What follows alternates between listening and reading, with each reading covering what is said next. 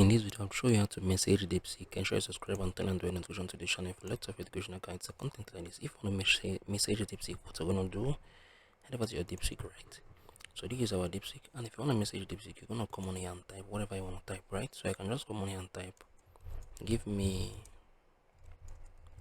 the best 15 business ideas for online entrepreneurs, right? So if you click on the enter, you can say just message Deepseek, and I'm gonna get its feedback right now. So you can see here it's currently thinking, right?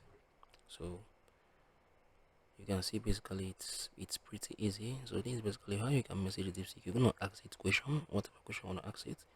Once I've asked it the question, it's gonna reply, it's gonna answer everything accordingly as you want. So this is basically how you can message Deepseek. If you find this video helpful, share your thoughts below in the comment section. Thank you guys for watching through the video. I'm gonna see you all in the very next one.